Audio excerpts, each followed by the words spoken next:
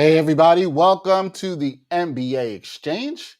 Happy Friday to everyone. We are at the end of the second week of the NBA, which we're still in that region of it's too early to talk about how good teams are and what teams, players are looking like this and all this stuff. But, it's fun. It's early. We're enjoying all these discussions and all these games going on. And man, last night there was not a crazy slate of games. Wasn't a lot. Tonight we've got 7 NBA games in action on Friday. We'll get to more of that later with my picks, along with looking at some futures bets for the NBA. Why Trae Young isn't happy about the officiating in the league and the way it's going right now, which I don't feel is really that shocking coming from him. And also coming up in a little bit, we got Keith Pompey, Philadelphia Inquirer beat writer for the Philadelphia 76ers. We're going to talk to him about everything going on with the Sixers, including that drama surrounding Ben Simmons. I know a lot of people want to hear about that. I'm sure he'll have all the answers. He's the man who's really plugged in. And so we'll have a lot to talk about with that. But last night, there were some really good games. And one of the things you've heard us talk about on the show, we talked about this on Wednesday when Gerard was on here. Gerard talked about the young players who are showing out right now in the league, and you have to be very impressed with what you've seen from some of those young players. And one of the players we talked about was Ja Morant. Man, Ja Morant continues to impress, continues to shine. And last night, if you stayed up late, I did because I'm an NBA junkie. This is what I do. I stayed up late. I watched the Memphis Grizzlies end their 4-game road trip in the Bay, taking on the Golden State Warriors. And remember, these two teams that played last year in the play-in tournament, played in the game. The Grizzlies won in OT. This game went to overtime again, another thriller, and the Grizzlies won. Really impressive win for the Grizzlies, 104-101 over the Warriors. You saw Morant hitting a crazy shots down the stretch, a great deal of shots hit. And what's really impressive for him early on in the season, he's averaging about 30 points already, which is really impressive, but it's the three-point shooting that looks much improved for Morant. Now, late in this game, he took some shots that were ill-advised, I think, three-point shots, and you're seeing a lot of teams, and I'll get to this later when we talk about the next game that we're going to talk about, some teams who just don't have their legs right now. There was a lot of stagnation on offense, particularly for the Grizzlies, not really for the Warriors because they're based on a lot of motion, and you saw that. Steph Curry, another strong game, but he did not score in the fourth quarter or overtime where he went 0 for 6. So that was a little bit shocking there. Although he had a really strong game with 36 points, he didn't score in the fourth quarter overtime, and that was key in terms of the Memphis Grizzlies winning. But Ja Morant just absolutely positively impressive once again. And I think, he had the driving layup to put him ahead with 57 seconds. He right now, he can get past anybody. There's not too many people that can stop him. He played 42 minutes in this contest, 11 of 22, guys. 2 of 8 from downtown, not great, but listen, Ja Morant probably took too many threes, but he hit a couple of big ones, 6 of 6 from the line. He also had 7 boards, 5 assists, and 4 steals. So he did it all. If you got him in fantasy, like I do, he was filling up the stat sheet for you. You got to like that for sure. But right now, with the numbers that he's putting up, and I'll talk a little bit more about this later, he's looking like he could be an MVP player. And recently he talked with Chris Haynes of Yahoo. He talked to Chris Haynes a little bit about this and talking about how he's been slighted. He's got a chip on his shoulder, which if you watch the Ain't Hard to Tell podcast with me, you know this is the player that Brian Fonseca is going to love, although he has more of a all-star status. So I encourage everybody, check out that article by Chris Haynes. It's called Ja Morant basically still carries his chip on his shoulder despite the hot start. There's a quote that he had in there. He said, it took me averaging 35 points, which he was averaging before last night's game. He dropped down about 30. He had that last night. He said, averaging 35 points a game to finally get some all-star recognition. And look, obviously a lot of people are talking about Ja Morant in terms of, all-star category. Can he make the all-star this year? It's always going to be tough to make it as a guard in the West. Curry and Lillard seem to be locks, although Lillard having a down season thus far this year. But we know with fan voting, it's generally a popularity contest. But Ja Morant might be gaining some popularity, might be gaining some recognition. He feels like he's been slighted. But one of the things he talked about to Chris Haynes in the article is that he's really used to carry that chip on the shoulder about not getting the recognition in his first couple of years and being an all-star. But now he understands that winning is what's going to change that. And right now the Grizzlies are winning. They're 3-2. I think there's a great argument that they could have been 4-1 right now. They were Ja Morant missed free throw away from beating the Lakers. They could have been that. But if he wins, he's going to get that recognition. But he said he's always going to carry that chip on his shoulder, always feels like he's been overlooked. And one of the things that I think can't be ignored with him, as he was the number 2 pick behind Zion Williamson, is that the dude plays. It's what you can't really say about Zion right now. He hasn't been on the court as much, and they say the best ability is availability. Well, Ja Morant's been available, and now he's putting up the numbers. He looks like he's working on his shot. His teammates trust him. He's empowering his teammates. You see Triple J, Gerard's boy, coming along nicely. You see Desmond Bane playing really well with confidence, and this team doesn't even have Dylan Brooks yet. The Grizzlies look legit, man, and they ain't scared of nobody. That's the thing I watch with Ja. He kind of embodies that fearlessness. The rest of the team buys into that. They aren't scared of nobody. Taylor Jenkins has his team playing really well. But look, I'm impressed with Ja Morant and the Grizzlies. They had some really good wins to start this season, including a win over the Clippers and here over the Warriors on this road trip where they finished 2-2. As I said, they're 3-2 right now. And look, what can't be discounted in this is they handed the Warriors their first loss. The Warriors were 4-0 heading into this game, and now there was only one undefeated team left in the NBA. That is the Utah Jazz. As we talking about undefeated teams, I guess we should go into the next game we want to talk about. And I'm not sure how you should feel about this game if you are a Knicks fan. I'm not really sure how exactly you should feel about this game because the Knicks got a 1-point victory against the Chicago Bulls last night, and they were up 13 with about 3 minutes to go. And yeah, they didn't close it too well at all whatsoever. Really disappointing effort by the Knicks in the way they closed this game. I was talking with our producer Greg before this. You would have thought, hey, this is a big victory. The Bulls were undefeated. They go into Chicago, they make a statement, but it's that kind of win if you're a Knicks fan where it really doesn't feel like a statement. There was just a lot of turnovers down the stretch. The team really didn't look good at all whatsoever. But look, in this league, NBA is tough. A win is a win.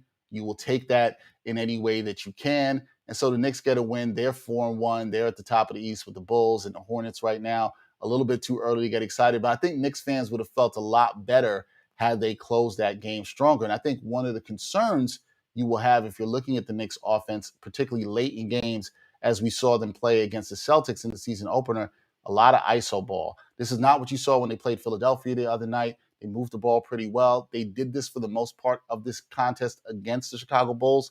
However, late, it was just dump it to Julius Randle, everybody get out the way, and that just was a disaster. They weren't able to get the job done offensively. The Knicks look at their best, as I spoke about the other day, when they have a lot of playmakers, they're able to move the ball, and they're working hard on defense. So we saw some good things out of them there.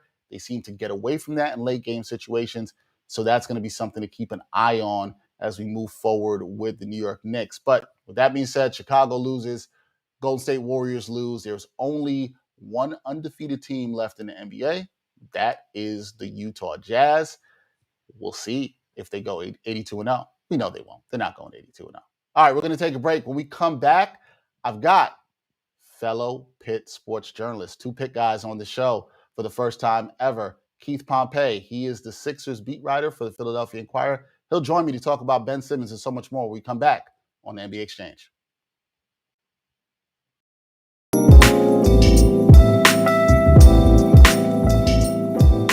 We are all adjusting to this new climate together. We're doing things a little bit differently because the world is different since the last time we did a podcast. And we are still bringing you the podcast you love while living that quarantine life. You use deodorant every day or no? Yes. During the quarantine? Hell yeah. Still discussions of sports, music, and pop culture in a pod where it ain't hard to tell who keeps it real. Don't say that you don't see race. Whenever you say you don't see race, it just shows me how privileged you are in a situation that you don't ever have to think about race. No, look at the words I'm using. Perhaps, possibly, maybe. Is it the smartest thing? Probably not. Is it too soon? I would say so. I went through so many things being short, and just people would always underestimate me and always tell me, like, you're not going to make it, you're not good enough. I know. But I told you, Dex, come on, son. We just talked about this. Whether you listen or watch, stay home, be safe, and subscribe to the Ain't Hard to Tell podcast on YouTube or your favorite audio streaming platforms today.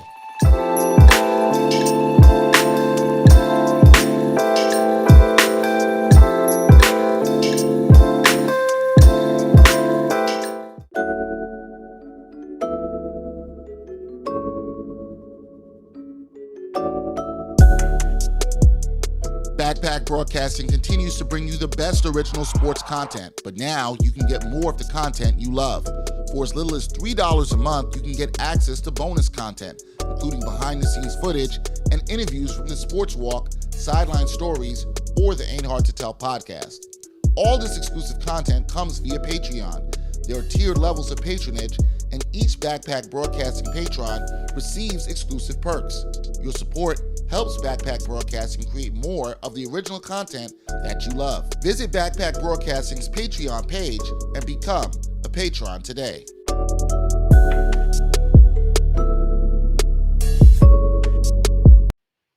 All right, welcome back to the NBA Exchange. A lot going on in the world of NBA, as we always talk about, and I'm so excited. See, I'm rocking my Pitt shirt today. It's all Pitt Pride. I got a special guest, my brother, who's also a University of Pittsburgh alum. First time we have two people who are Pitt alums, the best school in the world, on this show. Keith Pompey, he is the insider for the Philadelphia Inquirer, covering the Sixers. Keith, what's up, man? Good to see you. Hey, what's up, man? I'm a little jealous because I'm like, dang, I wish I had my Pitt sweatshirt. I thought you were gonna come on with it, Keith. I thought you was gonna bring that Pitt energy for me. I thought that's what was gonna happen.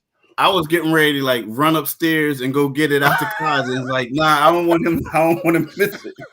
Seriously, I was tempted, man. Huh? We could have been twins on the show, man. That would have been good. That's good. But I'm glad to see you are well, brother. I know it's been insanely busy for you. Thought about you through the summer because I said, man, Keith has got to be busy with everything that's going on with the Sixers, particularly from the end of the playoffs, the way it ended against Atlanta last season. Before we get to that, what has the start been for the Sixers this season with everything that's gone around with the team? Do you think this team has started off maybe as good as we could have expected, despite everything that's gone on with them? That's a great question because I mean you look at it and they don't have Ben and they don't have like a legitimate point guard, right? So when you hear that, you say, okay, well, 2-3 isn't bad, right? The only problem is like last night they barely beat the Detroit Pistons. I mean, Joel Embiid had to have 30 and 18 for them to win the game. So you know, that's a great question because I think like they're happy with the 3-2, but at the same time they're looking at it like we really need Ben and we really miss him and we're not going to go far without him. Yeah, I think that's the thing that is on everybody's mind. How far can they go if they don't have Simmons or they don't get any return for him in a trade? We'll get to that a little bit later. But yesterday, I know you had reported that Ben Simmons appeared at the shoot-around before the game against Detroit, and he's still technically away from the team. He said he's not mentally ready to play, Keith. Where are we with this Ben Simmons situation? Because everything seems like it's in limbo right now. Yeah, it's in limbo. You know, I think the thing that's going to happen is like the Sixers, I don't expect them to trade him at least until after December 15th. And the reason why that's a key date is because guys who signed a free agent deal can be included in trades at that point. They can be traded. So I think there's going to be a bigger pool. There are going to be certain teams that look at it and say, hey, we're not playing to the level we thought we were going to. So we're willing to get rid of Ben. Now, the thing is, I think that we'll probably see Ben play for the Sixers a couple games, but I think that it will probably be towards the later next month when they're on like a West Coast trip, right? I think that's when he's going to play. But I don't expect him to be here long. I mean, I don't think that this is, you know, something that can be repairable. You know, I think that everybody is going to play nice now, but I don't see this being a situation where like, okay, I love y'all. I know we had a little argument. Let's go ahead and let me play out the rest of my career here. I don't see that happening at all. Yeah, so you bring up an interesting thing in saying that you think that he will come back to play. And I was talking to two of my boys who are from Philly, also went to Pitt with me, and I was talking to them, and they were like, look, man, there's no way that he is going to play in front of these Philly fans, and the Sixers organization is not going to want to do that to it all. Do you think there's any way that could happen at all? Will we see Ben Simmons on a court in Philadelphia where the fans are, Keith, you know what the fans are going to do if they see him on that court. You know what's going to happen. Yeah, it's going to get crazy. Now, here's the thing. So if the Sixers start losing, because there are some people saying, dang, they really miss him. They really miss him. So if they start losing, and if he's on a West Coast trip and he's balling, then there's going to be some people saying, okay, let's just give him a little chance, right? Mm. But you're still going to have a portion of the fan base that's going to criticize him. So, I think that if the team is struggling really bad and he comes in and he does well on the road, there may be some people who are open up for him to play. But, it's weird, man. Like, yesterday they had the F Ben Simmons chants. Every time you go somewhere, people are chanting, they're wearing T-shirts. It's kind of like he's public enemy number one. And the best case scenario for him is for the team to continue to struggle and people get desperate and say, well, look, if he can help us win a couple games, we won't boo him as loudly as we were going to. But I don't see it like being something that he can deal with. You know what I mean? Yeah, I think it's been crazy on the road. Like you said, some of the chants you're hearing, you heard it in New York here the other night. Where's Ben Simmons from the Knicks fans? You heard that chant as well, too. But I guess one of the biggest questions around all of this, Keith, and this kind of goes back to when you look at the exit from the playoffs against the Hawks last season, with him not taking the layup and everything that followed after that. Who is to blame for the situation that they are in right now? Do we look at some of the Sixers front office and Daryl Morey? Is it Ben Simmons? Who do you put the blame on in terms of where this situation is right now? I think you got to blame both sides. I do. I think you have to blame Daryl Morey and the point where you knew that this guy didn't want to come back, right? Initially, he tried to keep it a secret, saying, "Look, let's just do it, work it out quietly."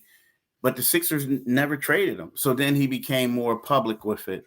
I feel like that he should have never been on the roster in the beginning of the season. I felt like during the trade, during the draft, that would have been the perfect time to move Ben Simmons. Now, again, I know that the Sixers were holding out hope for Dame Lillard and Bradley Beal, but I felt like that they should have basically moved them. Now, trade them. Now, here's the thing. When it comes down to bending them, I feel like when you back yourself into a corner and you take this stance and things don't work out, that's when you're to blame. You understand? It's like I feel like if Ben Simmons, if he didn't get traded, right? I feel like Ben could have came into training camp.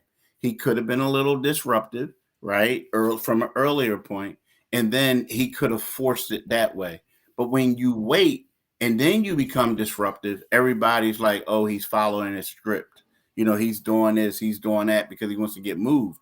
But I felt like from the beginning, if you would have came in and you would have been disruptive that way, like Jimmy Butler did, a couple other people, then next thing you know, they're going to get rid of you. But now here we are, 5 games into the season, and it looks like he won't be traded until December. Yeah, and I'm going to get to the timeline of that in a second. And one of the things I've been wondering, Keith, with Ben Simmons, do you feel like he's acting on his own, or is this advice he's getting from Rich Paul? Because I think it's really hard to tell in the situation on what way he's moving and how he's getting advice to take the actions that he's done and the way this has gone about. Well, I will say this about Ben. Ben's the type of guy that if you try to back him into a corner, he's not doing it, right? I mean, so you have to think that, like you're only going to do, like if your agent may say do something, but if it goes wrong, then you're going to fire the agent. You know what I mean? Yep.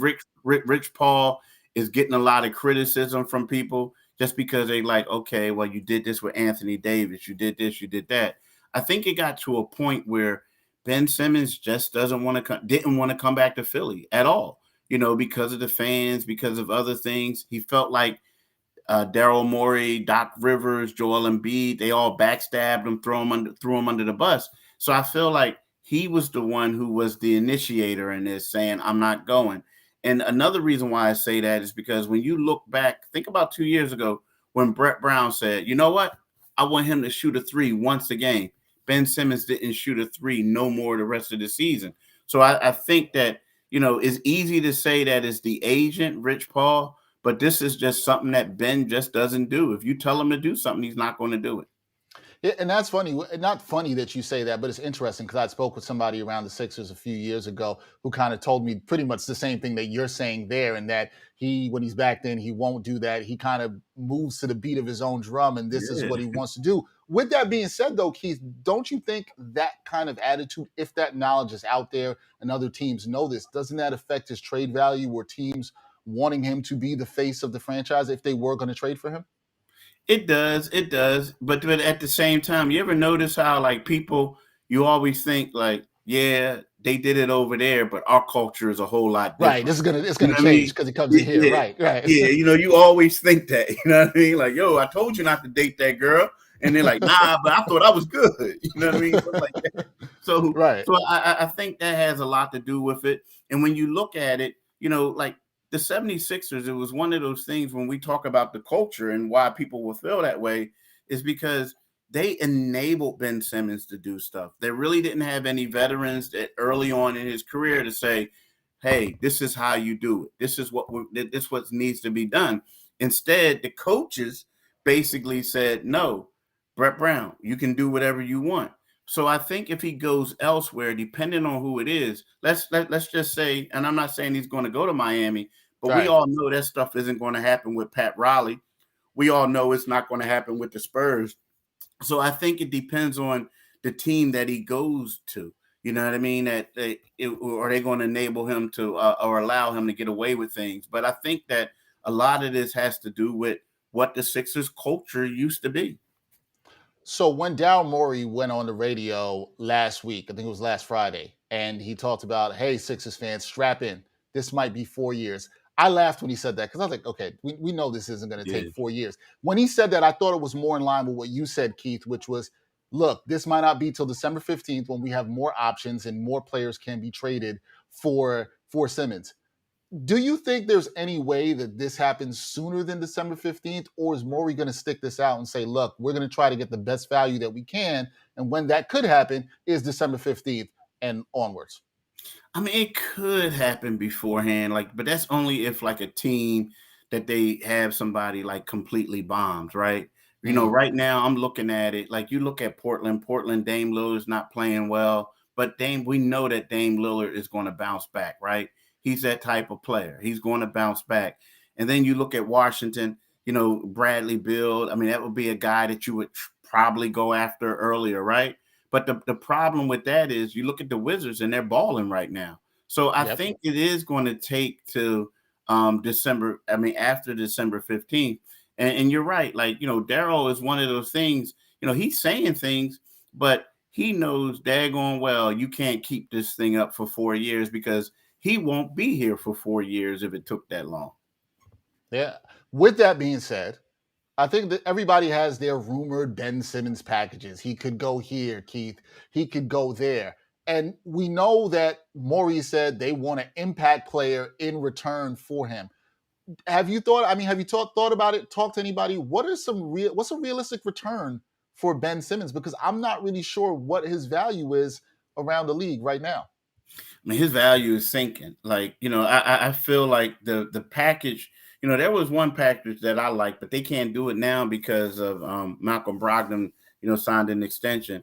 But I thought like the Malcolm Brogdon deal and Karis LeVert was a pretty good deal. I thought that was. Now, again, these two guys, they both had injury history. But when you look at the Sixers' needs right now, they need a guy who could come off the bench and score. That would be Karis LeVert. They need a guy, who knows, Karis LeVert could even start at the 3 for him. But they also need a point guard. Right now, what I'm looking at is a realistic goal, a realistic option for them, would be CJ McCollum and Robert Covington, right? Now, the only problem with that deal is you still need a point guard. So you probably have to get another team involved, right, to get somebody else. But outside of that, I just don't see it, man. Like, because the Sacramento Kings do not want to get rid of De'Aaron Fox, right? You talk about Minnesota. They don't want to get rid of like one of their marquee players either. So there's really not a lot of deals for the Sixers right now. I mean, I feel like during this summer, before people signed free agent deals and did signing trades and all this, I felt like the Sixers had better options. But right now, I think they just exhausted a lot of them by waiting on Bradley Beal and Dame Lillard. So I would have to say, if they could get CJ, I think that would be their best option just right now. Yeah, I feel like it would, especially his value is really high right now. He's been playing really well, had a good start to the season. CJ McCollum, that is. But with with around Daryl and how he's handling this on his side, Ben Simmons, the drama right now, Keith, I think we all agree it's impacting the team. It has to impact the team somehow. You're there every day around the team. You're asking questions about Ben Simmons. Other beat reporters in Philly are asking the same questions about Simmons. And Joel Embiid, the face of the franchise, is hearing this day after day after day. How have you seen this impacting the team? And I think we've seen some things from Embiid, but all these guys, they got to be tired of it at this point, right? Yeah, they're tired, but I'll be honest with you. Like, it's weird because he's around, but he's not around. If that makes sense. Yeah, You know okay. what I mean? And so like it's still early. See, because what's happening is they played 5 games and they had like this, they talk like we got to circle the wagons. Everyone, this is like an opportunity for you. Now, all that stuff works out well early on when Ben Simmons isn't around as much to be as disruptive, right? But let them lose on Saturday to Atlanta. Let them lose if they beat Portland. But if they lose to Portland and then they lose to Chicago, it's going to get, it's going to be a little messed up in there because all of a sudden it's like guys are going to be like, well, man, like, we're messing up. This guy may not be as good as we thought, this and that, right? And then they'll see him over there in the trainer's room doing a little bit of stuff at practice. And it's like, yo, you going to play or not? What you doing? Like, what's going on? Like, you understand what I'm saying? So I think that right now, because he wasn't at training camp, because he wasn't doing as much, now he did show up for a little bit, but you know what I mean? If he wasn't a heavy presence there with them. So now it's really going to start to impact the Sixers as they compile these losses. Because right now, everybody feels good about their chances in the beginning of the season. They know he makes them a better team. But right now you're looking at it and you're like, okay, Maxey, this is your opportunity. Okay, Shake, you're going to be the backup. All right, Furkan, we're going to need you to get these 30 points. But then if they play teams like they did the Knicks, like they struggled yesterday against Detroit, and if they get smacked in the mouth on Saturday, then all of a sudden it's like, well, maybe these guys aren't as good as we thought they were. That's what I was going to ask you. I guess what you're saying too is the Heat's going to turn up if Maxey continues to struggle. He's only shooting 20% from downtown. If you don't have that strong presence at point guard that can break down the D, get other players involved, you see the Heat turning up on this with the players. Do you ever see a point where Joel Embiid goes to the front office and he says, "Look, Daryl, you got to get this guy out of here. We need somebody better in here." If he says it, I'd feel like the organization would have to move, correct? Or they just wait and play the December 15th game. I mean, yeah, I think that, but I think it's also they'll say like, well, who do you want us to bring in here right now? Like, you know what I mean? Like, so once December 15th comes, yeah, but I could see that, I can also see like, I mean, I could see Joel and I'm getting frustrated with that because it's like, yo, we need to do something, right. Either he's going to play or not. And that's where the frustration is going to get, especially when you look at a guy like Joel, who's saying right now, my knee is bothering me. I have to play every game because Ben isn't here, and you're looking at it and he's like, look, man, I'm doing all this and we're compiling losses. Yeah, of course he's going to say, look, y'all got to get me some help. You have to get me some help right in here. And here's another thing, like we're looking at it. So, not just that. So you got Maxey playing out of position, right? Tobias Harris, you want him to essentially, Maxey brings the ball up, but you want him or Joel to handle the ball in the half court set. So what that's going to do is it's going to lead to a lot more turnovers.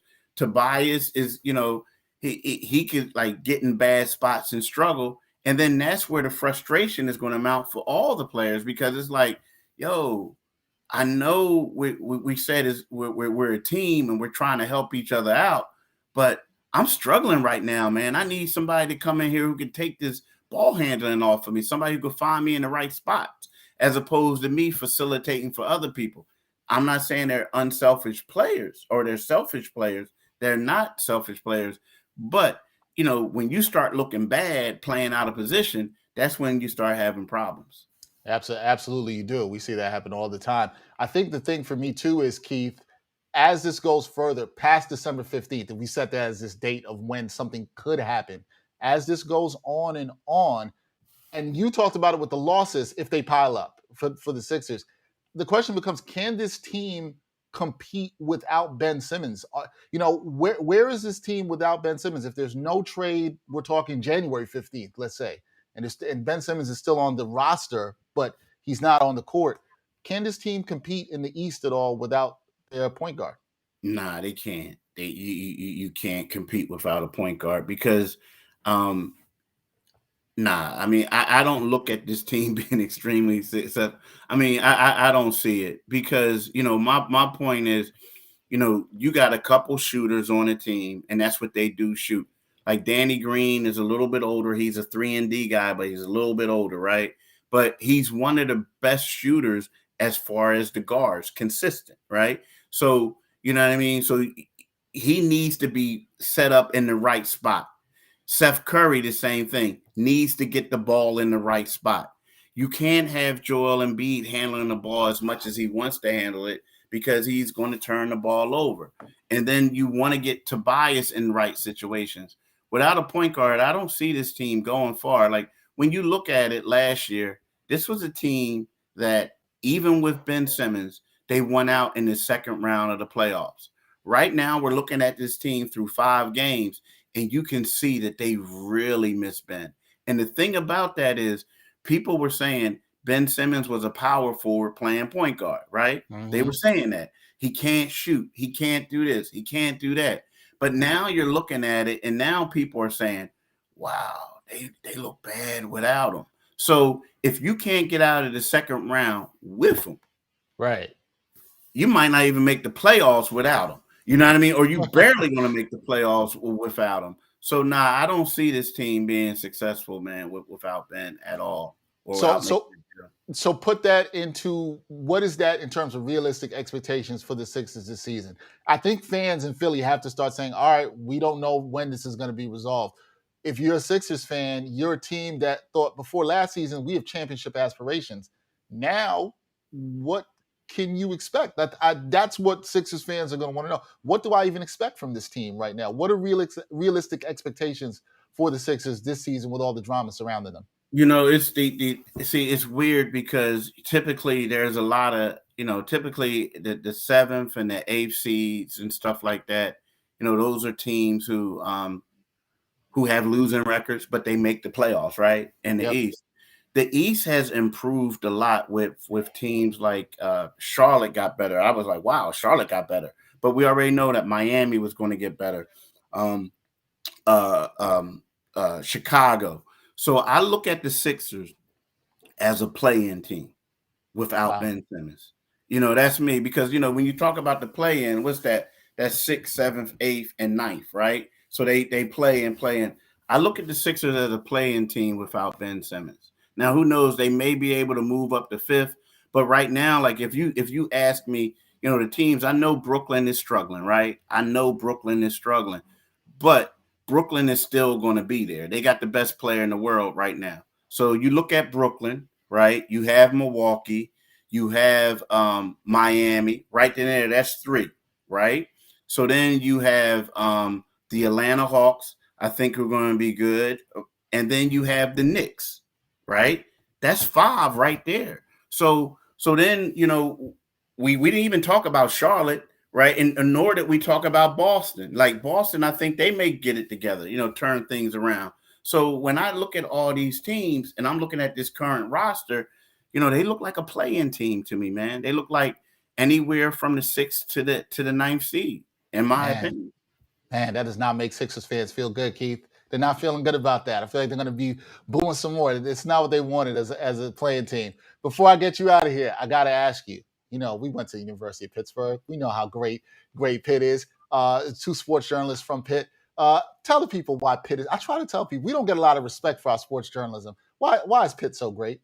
Because look at both of us. We're doing our thing. You know what I'm saying? There we go. We're doing our thing. You know what I mean? I think, Pittsburgh is a great school. It's funny, man. Like, I'm gonna tell you this. Like, Yeah. my cousin got accepted to Pitt. Well, he was one of those recruited kids, and I was in the 11th grade. Both from Philly, right? And I went up there on this college tour, and I was like, dude, I'm telling you, I'm coming here in 2 years. You better make the right decision and get here before me. I'm telling you, because I'm coming here. So then I was hoping after he came here, I was hoping and praying that I was going to get accepted, right? So he was praying. But, yeah, I was praying. But like, I mean, it's the best school. I mean, you think about it. I mean, we don't even have to talk about athletics, right? Like, we ain't even talking about football. I'm talking about the culture. I'm talking about, you're in Oakland in the city. I'm talking about the education. It's funny. My wife said to me, Dad, all your friends, all y'all doing something that y'all really love. All y'all got nice jobs, professions. And I was like, baby, that's Pitt. That's why. There we go. I like that. You know what I mean?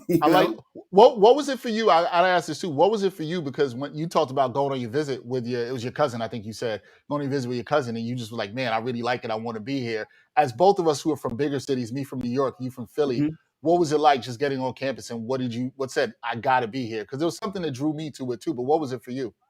It was weird. Like, I kind of liked the vibe a little bit. Like, I met some dudes, they were cool. You know what I mean? Also, it was, I don't know. It like, I just fell in love with it. Like, I mean, it was weird. Like, it went to the Dirty O. Like, I think they closed now. They closed, yeah.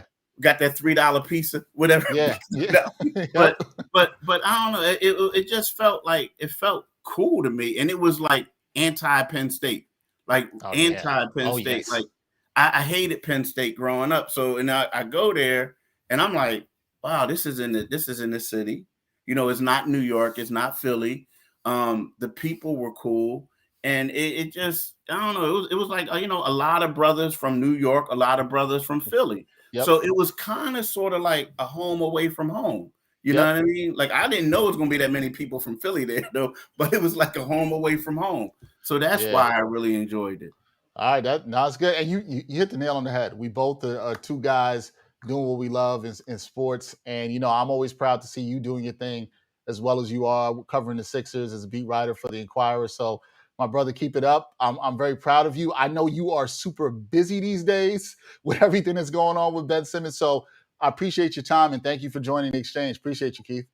Hey, man, thanks for having me on. I really enjoyed it. And I'm proud of you too, bro. And hail to Pitt, my man. Hail to Pitt always. We'll have you back. I'm sure we'll have you back on at some point later in the season.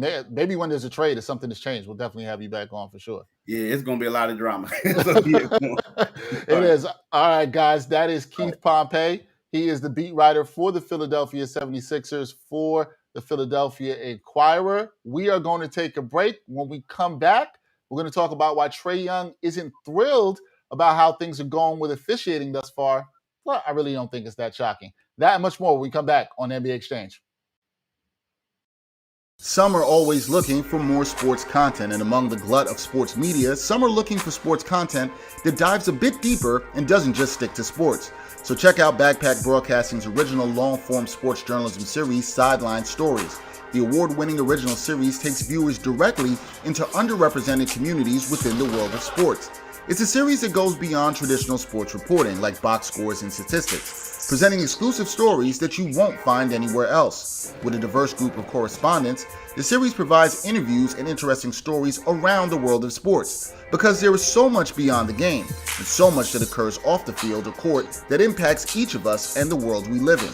Giving a voice to athletes, coaches, fans, and everyone involved in athletics, Sideline Stories looks to push sports storytelling further than ever before. It's a winner of the 2020 Independent Shorts Awards, and all episodes of Sideline Stories are available for viewing today on Backpack Broadcasting's YouTube channel and Facebook page.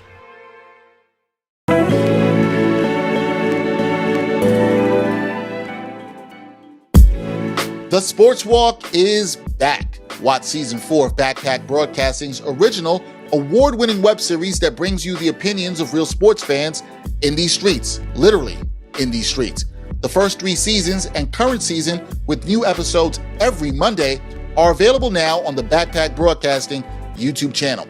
Check out the 2017 NYC WebFest official selection and see what other sports fans have to say on the hottest issues in sports today. It's easy, y'all. Just take the sports walk.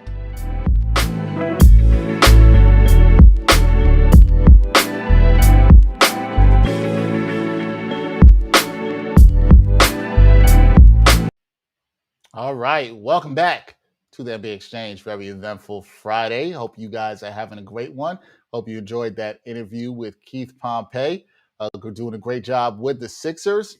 But down in the ATL, Knicks fans, I'm sure, have a lot to weigh in on this. Trae Young is not happy with the way the officiating has gone thus far this season at all whatsoever. And I'm not surprised about this. The NBA has cracked down on players who were jumping into other players, sort of the offensive player creating fouls that weren't necessarily fouls. And there was a lot of talk about this. You heard this over the last couple of years. People saying this isn't basketball. Guys slowing down, having other guys run into them, sort of the offensive player initiating the contact, or forcing the contact. Trae Young is one of the players who was most widely criticized for this, along with James Harden as well. Luka Doncic being up there also too. So these guys were criticized for this, and Trae Young is coming out and saying that he is frustrated with what he is calling missed calls, quote, missed calls from the officials. And he had some interesting comments to talk about this. He said, I don't want to get fined too much, but it's frustrating. There's no telling how the league is going to react to this and if he will get fined. So that's going to be kind of interesting.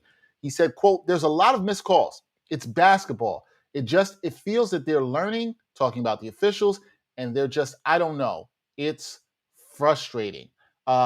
He's talked about players getting off to a slow start. Okay, Trae Young is one of the players who's benefited from a lot of calls, who gets to the line a lot. Last season, got to the line 8.7 free throw attempts per game.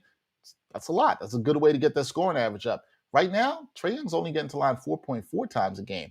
So that's basically cut in half. Not really good for Trae Young. He said that he talked about how he thinks the officiating, he didn't say this definitively, nor can I say for sure, but he talked about how other players have been off to slower starts, mainly Damian Lillard and Devin Booker, and a couple other stars, including James Harden. Although James Harden talked a lot about the fact that his slow start is due to the fact that he wasn't able to do a lot of work this summer due to the injury in his hamstring. And so this is why he's off to a slow start.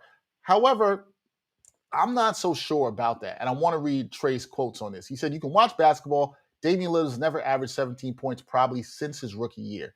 There's a couple of guys. I mean, Book's averaging 18. There's a lot of things that when guys are driving straight and guys are getting knocked off balance, it's still a foul, whether they're using their lower body or their hands. Now, he said this, and then Kyle Kuzma weighed in on Twitter and said the new rule changes to the sport are the best thing the league has done in recent history. Watching the game is much different. Yo, here's the thing. I've gotten on Kuz sometimes with my man Gerard. We call him first team all drip, and he's been balling pretty well down there in DC. But I agree with Kuzma, and I spoke about this with Gerard the other day at NBA with Nuance. I think the pace of the game has been better. I think there's been a better flow to the game. There's been less trips to the line. I think that's better for basketball overall. Let's call the fouls that are really fouls. What Trae Young, I don't think, is saying is that, look, I've benefited from these calls over the years from time to time. I've gotten to the line more. It has helped my game. The game always changes. People look for things to manipulate rules in sports, and then we adjust, and somebody else will do something again. This is how it is, and I think the players will adjust to this. But I think the players that benefited from this, it's not shocking that Trae Young's a little salty about this. I actually don't think the officials are doing a bad job at all. I think they're doing a pretty damn good job, and it is on the players that were hunting for contact, like a Trae Young, to adjust. If you are as great as you think you are, or as you say you are, then you're going to be able to make shots. And if you're really good at drawing contact and drawing fouls and having the explosion and whatnot and whatsoever, you'll still get to the line. You know, Ja Morant got off to a great start, and not saying that he was somebody who hunted for fouls, but Ja Morant can still get to the line a lot. He's using his explosiveness. So you're going to have to adjust the game, but I don't think the officials are necessarily missing calls. I'm not saying the officials are perfect either. They are also adjusting to this new normal of the NBA in terms of the foul calls. And just as they adjust, the players have to as well. Some people are going to be mad about it, but they're going to get over it. At the end of the day, I'm with Kuz on this. I think it's better for the game. I think it makes a much better product and a much more enjoyable product for people to watch the game, whether it's on TV or you're actually in person at the arena whatsoever. And I think what's going to be interesting to watch is who's complaining about this. We've yet to hear any coaches complain about this, not saying that it won't happen. And we've yet to hear any of the players who were not in that class of players that you thought about as sort of hunting for fouls. We haven't necessarily heard that at all whatsoever. So it'll be interesting to see. Does Trae Young keep this up? Does he become more frustrated with the officials? Does he have an outburst? Does this lead to more technicals? All this is going to be something to keep an eye on. But when you're keeping an eye on this, I say watch who's saying what and who's complaining about it. Because if you're still getting buckets and you're still doing what you need to do, I don't think you have any complaints about the officiating, because you're still able to do the damn thing, and it is what it is. So Trae Young's going to have to deal with this in some way or another. But you know who's going to be having fun with him when he comes to Madison Square Garden? Knicks fans. I'm sure they'll have a chant for him about this the next time he steps into MSG. We're going to take a break. When we come back, NBA picks. I'm going to talk about some picks for some games I have tonight. 7 games on the NBA schedule tonight, including a look at some future picks. We're going to do something every Friday called Future Fridays on NBA. We're going to look at some future bets and maybe what you should be thinking about and what you might want to do in terms of putting your money down on some future bets if you haven't done that already. All that coming up on the NBA Exchange.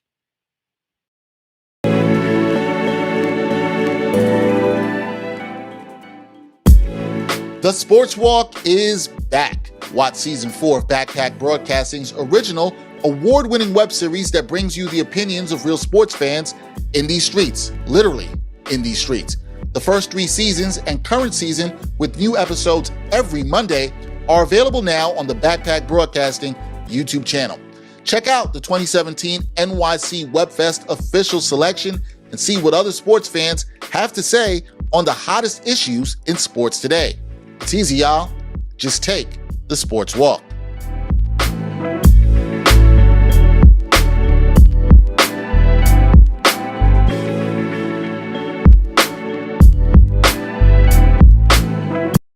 It's like try to just go over how do you feel about John Gruden? He sucks. He unsurprisingly really sucks. People need to be asking that kind of thing. How common is John Gruden? And the answer is very common, but we need to find out exactly how common. What has come of this sort of social awakening, with maybe perhaps the biggest air quotes ever in sports? But I really believe that they want to see a different and better world for themselves, for their families, for the communities, and I applaud that. However, my caution is with the degree with which these athletes partner with the institutions that employ them to activate that change. I think that is where the danger is, because these dudes, I think they see racism as a liability, not as a cause.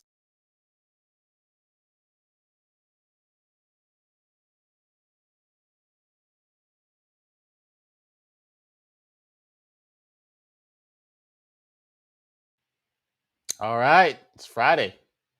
Still time to always bet in some games. Seven games in action tonight, playing in the National Basketball Association.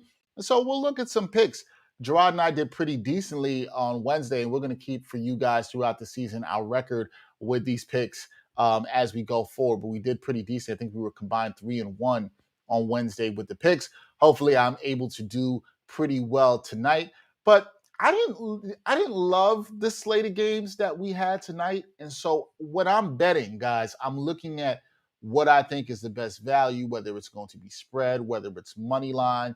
And I always will try to throw in a player prop for you guys to watch, or a team prop, I should say also as well, too, for you guys to watch. But I'm really looking at what are the trends in the league, what's the best value you can get, and what are the smartest bets you can get. I'm not into taking wild risks, crazy parlays. I'm really not into doing that because there's just too much you have to worry about happening. So I don't say I keep it a little bit conservative, but I like to go with the information, look at what I'm seeing, and try to make those bets. So I say that all so you can understand where I'm coming from in terms of the bets that I make. So in terms of tonight, I had 3 games that I liked that I thought was pretty good to bet on. First one, Sacramento Kings at the New Orleans Pelicans. Sacramento Kings 2-2. New New Orleans Pelicans, they've been tough to watch this year. They are 1-4 in all these games they've been playing without Zion Williamson. The Kings, they are favored by 2 in this contest. The Kings also coming off of a fantastic road victory on Wednesday night against the Phoenix Suns, where they saw a buzzer-beating shot from Harrison Barnes. Harrison Barnes, man, he's been really good to start this season for the Kings. In 4 games, he's averaging just under 27 points a game and 10 boards a game to go with along just also under 3 assists a game. So Harrison Barnes, he's been balling. Now the line at -2, Kings on the road. The Pelicans haven't really been impressive at all. Look, a lot of people in terms of the point spread here, the percentage of bets, 66% of the bets, 67 now, just saw it actually jump up live. And the line, as we are speaking, has changed on BetMGM. Literally in the moment as we are speaking, the line just moved down to -1.5.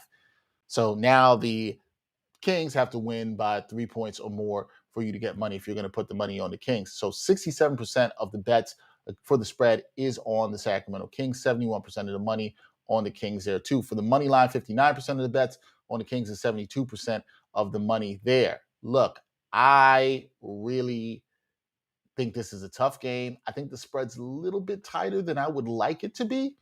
I'm not super in love with it. I thought, they might actually give the Kings a couple more points here, but I think at -2, I think the Kings are the better team right now.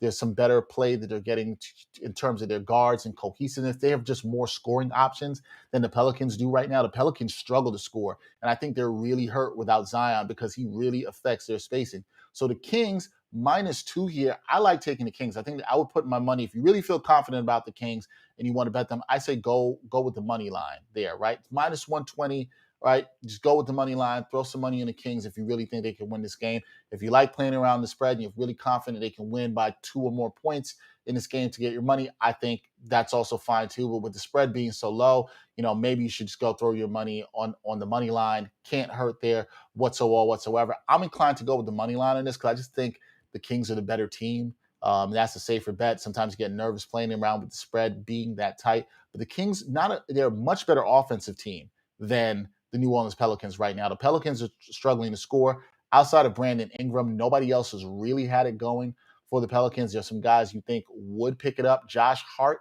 also injured beside Williamson in his contest. That hurts the Pelicans. I just don't like their offensive versatility. Give me the Kings as the favorites with the money line. Throw your money on the Kings. I think they win. I think they want to build off the good win that they had in Phoenix the other night and move forward here in this contest against the Pelicans. So give me the Kings straight up to win in that contest. Give me the Kings there. All right, next game I have. Not too the most. This game, man, this game could be ugly. All right. Like this might look like some 90s throwback basketball if you want to see it in terms of not a lot of points being scored at all whatsoever. It is the Orlando Magic versus the Toronto Raptors. Now the Raptors here, they are favored -8 in this contest. And here's my concern with this, and this is another one where I'm inclined to bet the money line. The Raptors, not a good offensive team right now. Right now, 5 of their 6 rotation players are shooting below 40% from the field. That ain't good at all whatsoever. But you know who's even worse than them on offense? The Orlando Magic. They struggle to score. They play a lot of big men, and they're also just not a good defensive team. And see, that's where I give the edge to the Raptors. If you've watched any of the Raptors this year, they can really play defense. I'd be shocked if at the end of the year the Raptors aren't a top 10 defensive team. They can really shut other teams down. So give me a team like the Magic who really struggle to score against a team like the Raptors who also struggle to score, but they're really good defensively. And I see where the bookmakers, the odds makers come up with the -8 there. -8, a little bit too much for me to want to play with the spread in terms of that with the Raptors. So I say, I believe in the Raptors. I think the Raptors win this game at home. The Magic have played scrappy in their last couple of games, including when they had a win against the Knicks on Sunday. I think they will play tough. They just don't have enough offensive firepower. I'd stay away from the line here. Take the Raptors with the money line if you believe them. They just play much better defense, and I think they will close out the Magic somewhere down the stretch. I can see this being close, but their defense I trust a little bit more. And that's going to bode well for the Raptors, I think, throughout the season. They're a team to watch when you're betting against teams that struggle offensively, like OKC, sometimes like obviously Orlando, Detroit. They're a team you want to look and say, okay, I'm confident they can muck this game up, make it tough. They might struggle to score offensively, especially without Pascal Siakam, but you know what they can do defensively. So trust their defense if you're going to bet on the Raptors. I like the Raptors here with the money line. Last game of the night that I have, Mavs versus Nuggets. This is a tough game to bet, and the Nuggets are favored -1.5 in this contest. Here's the thing about this game. Are we going to see the international big men play? Is Kristaps Porzingis, he's up there and leading the league in trips to the locker room along with Anthony Davis. Is he going to play? Are we also going to see Nikola Jokic play? He banged knees the other night. Mike Malone said he was held out of practice the other day. They wanted to make sure he was rested. Kristaps Porzingis didn't play in last night's game. They're both the game time decisions for this game, which makes this tough if you're trying to take anything with the spread. And this is a consistent theme with my picks tonight. I'm not touching the spread for any of these games tonight. The same thing here. I'm not quite sure what to expect with the Mavericks. I've talked about this before in the show. I'm not in love with their role players at all whatsoever right now around Luka, and we still don't know what we're getting out of KP, and that's what makes it tough. The Nuggets have more of a system that I trust. If Jokic comes back and plays tonight, I just like the role players and how everybody plays around him better than I do with what Luka has around him. So I trust the Nuggets more at home. They're coming off a loss to the Jazz. I think they want to bounce back. Mavs just coming off of a win. This is a back-to-back for them. I like the Nuggets here at home to win. Give me the Nuggets straight up to win just because I don't trust what's going on with the Mavericks and everything right now. And I think the money that you're seeing favors that. On the money line, 40% of the bets are on Dallas, 60% on the Nuggets, and 33% of the money in terms of the money line on the Mavericks and 67% on the Nuggets. I think people are just feeling better about the Nuggets and what they have around there.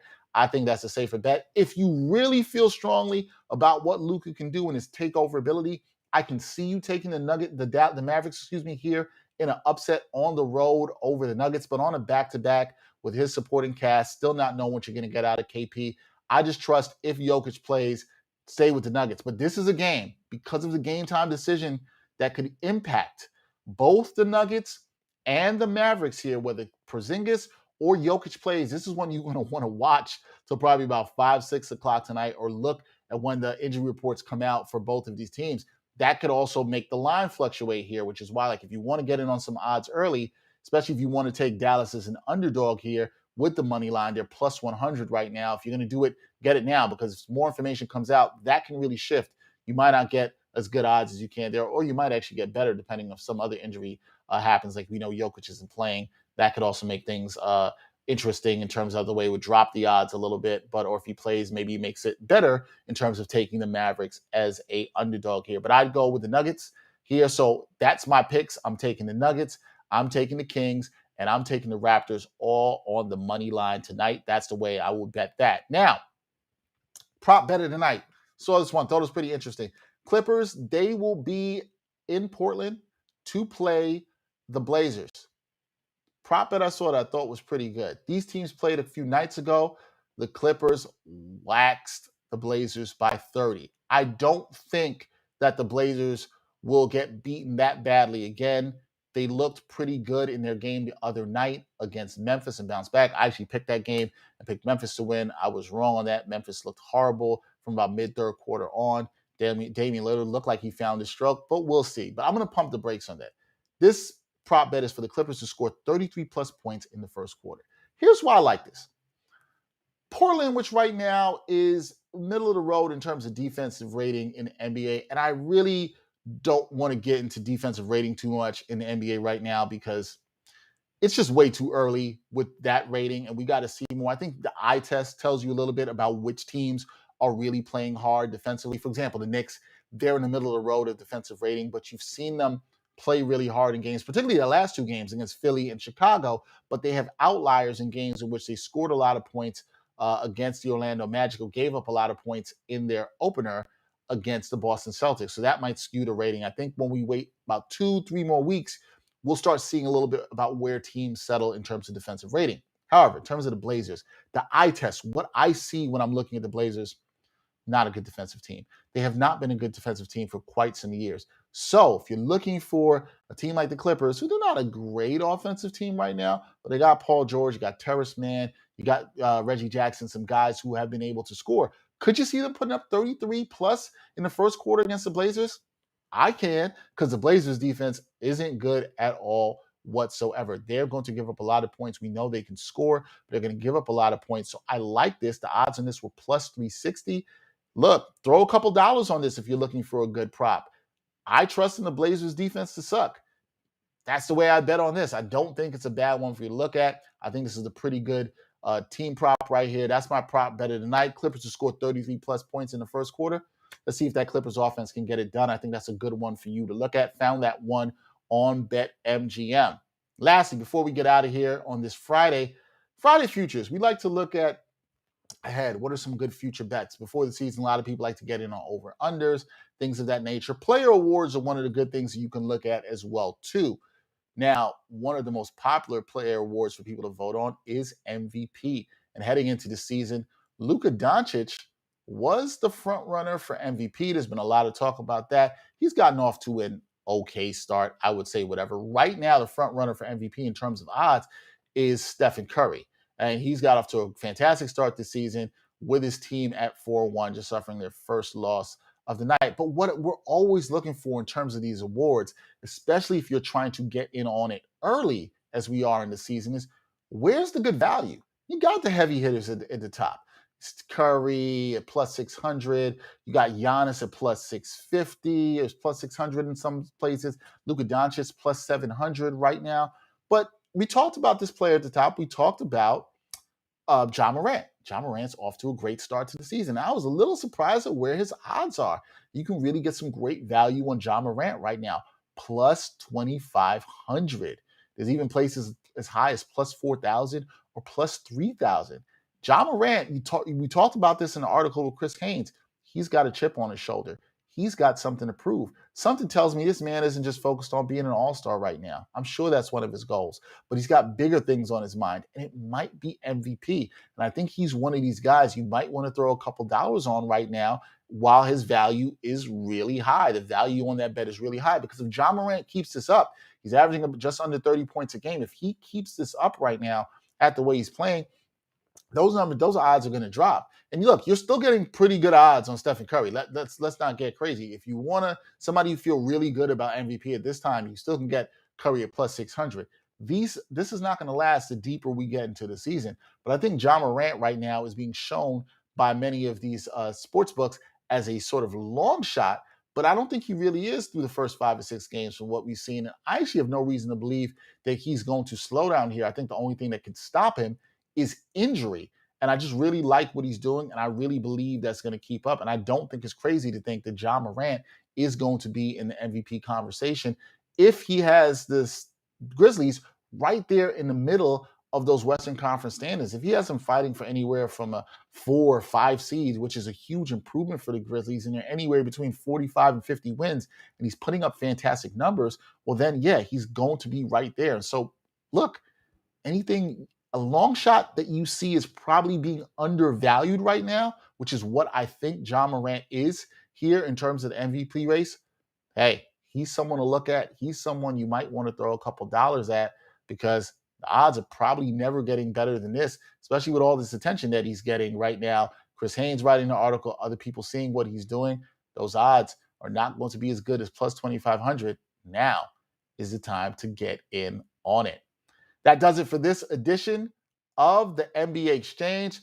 Special thanks to my producer, always doing a great job in this first week back, my man Gregory Alcala. He's not feeling too great about the Knicks after their win last night, but I'm sure he'll feel better. He'll feel better as we get going and things go along. Also, special thank you to our guest today from the great University of Pittsburgh, my man Keith Pompey, doing a great job as usual. If you missed this archive, you can check it out. Also, wanted to let everybody know, hopefully we will have a podcast version of this for people who do not watch the show but want to listen to it on audio. That will be coming soon. We'll have more details on that. Follow us, continue to support us, and look for all the other great content that we have on Backpack Broadcasting. So for my producer, Gregory Alcala, I'm Dexter Henry. Until next time, we will see you with us on the NBA Exchange.